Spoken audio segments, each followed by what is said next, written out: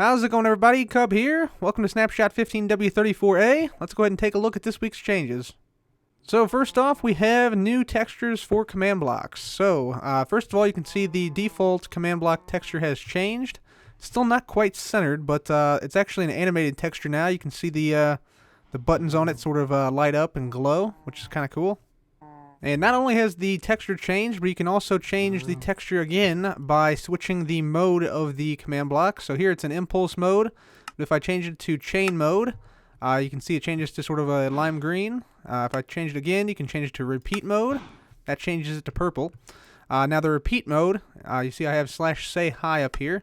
Repeat mode, now if you provide a signal to this, it'll constantly just say hi over and over and over and over and over again. And then, yeah, once you unpower it, it will now stop saying that. So that is what the repeat mode does. The impulse mode is just like your normal command block, and that's also the default. So just basically, yeah, it just works as you would expect a command block to work from before the snapshot. So finally, the chain command block. So command blocks now have an orientation. So you see this little thing on top here with a pointy edge here. This basically makes it so that one command block is sort of pointing into another one. And the chain command blocks work like this. So basically, if this is powered, which it is by these redstone blocks, then if the previous command block that is pointing into it successfully executes a command, then the command block itself here will execute whatever command is inside of it. So doing that, you can sort of chain command blocks together like this. So if I just go ahead and place this down, you'll see that this command executes, then that one, and that one, and that one, and that one, and that one, all the way down the line. Wowie wow wow, guys. Okay, so this next change is probably the biggest change to Minecraft combat in several years. So they've added attack strength to Minecraft. So what that means is you can now attack with your maximum strength when doing like a broad, long strike with your sword. While if you're spam clicking like this quickly, you'll make quick strikes but do less damage. So let me demonstrate that, and there's actually a tool you can use to see that. If you go to Options, Video Settings, there's a new attack indicator you can turn on and off. So you can put it in your crosshair or in your hotbar. I'm going to put it in my crosshair here.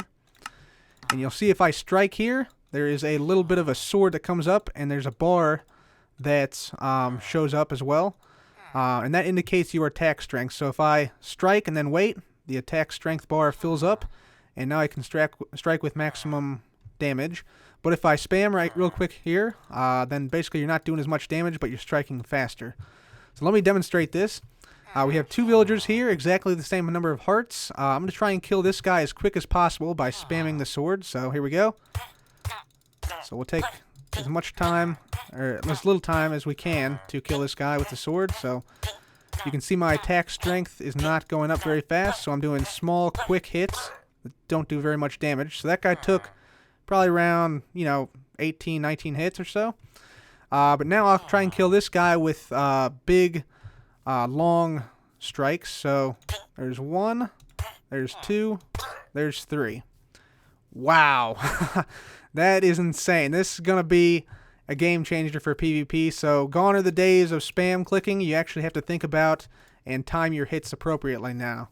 So that is amazing. Also, when switching weapons, the attack strength does not immediately start off at the maximum strength. It takes a little while, as you see there, to charge up.